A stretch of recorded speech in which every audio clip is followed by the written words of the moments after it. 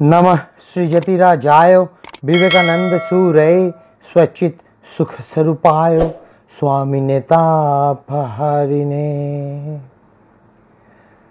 नास्तिक প্রফেসর ক্লাসে ঢুকেই তার ছাত্রদের উদ্দেশ্যে প্রশ্ন ছুড়ে দিলেন, পৃথিবীতে যা কিছু আছে সব কি সৃষ্টিকর্তা তৈরি করেছেন?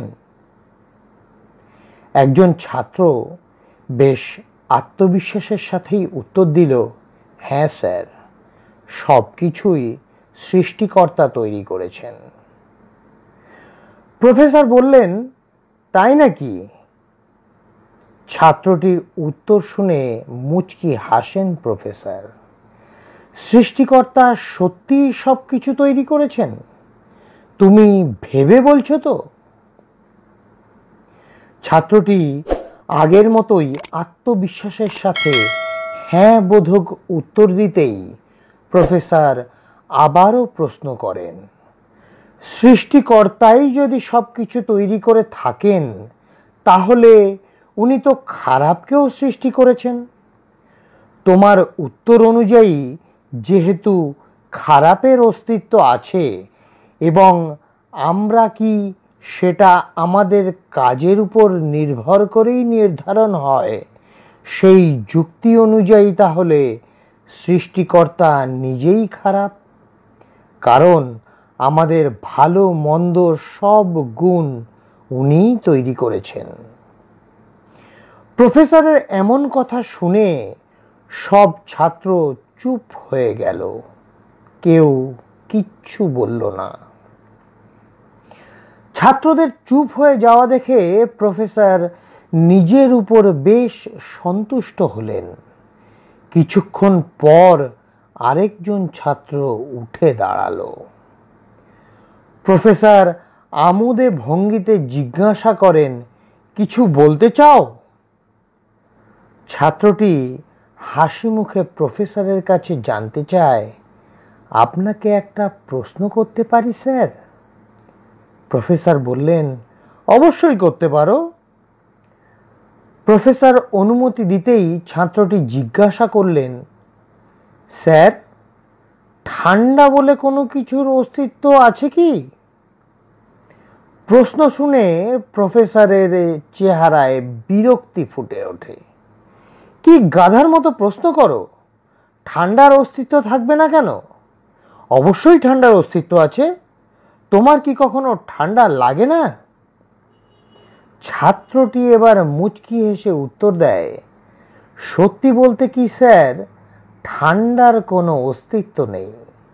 আমরা যেটাকে ঠান্ডা বলি, পদার্থবিজ্ঞানের ভাষায় সেটা আসলে তাপের অনুপস্থিতি।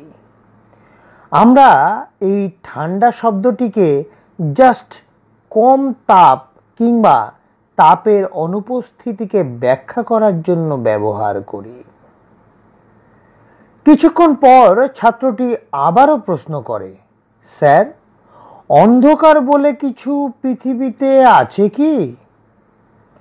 প্রফেসর উত্তর দেন, কেন থাকবে না? অবশ্যই অন্ধকারের অস্তিত্ব আছে। ছাত্রটি সহাস্যে উত্তর দেয়, আপনার ধারণা ভুল স্যার। অন্ধকার বলে কোনো কিছুর অস্তিত্ব নেই। আমরা আলোকে নিয়ে রিসার্চ করতে পারি, আলোর তরঙ্গ দৈর্ঘ্য মাপতে পারি, আলোর গতি বের করতে পারি, কিন্তু অন্ধকারের অস্তিত্ব নেই বলেই আমরা অন্ধকার নিয়ে কোনো কিছুই করতে পারি না। সামান্য একটা আলোকরশ্মি অন্ধকার দূর করতে যথেষ্ট, কিন্তু অন্ধকার কখনো আলোকে গ্রাস করতে পারে না, কারণ অন্ধকার বলে কোনো কিছুর অস্তিত্বই নেই। অন্ধকার হচ্ছে আলোর অনুপস্থিতি। ছাত্রটি আবারও প্রশ্ন করে বসে, স্যার, এবার বলুন তো, খারাপের কি অস্তিত্ব আছে? প্রফেসর বেশ ক্রুদ্ধ স্বরে উত্তর দেন, অবশ্যই আছে। প্রতিদিন কত মানুষ খুন হচ্ছে, অন্যায় হচ্ছে, এগুলো খারাপ না? ছাত্রটি বেশ জোরের সাথেই উত্তর দেয়, না স্যার, খারাপের কোনো অস্তিত্ব নেই, এটা হচ্ছে ভালোর অনুপস্থিতি। এটা সেই ঠান্ডা এবং অন্ধকারের মতোই।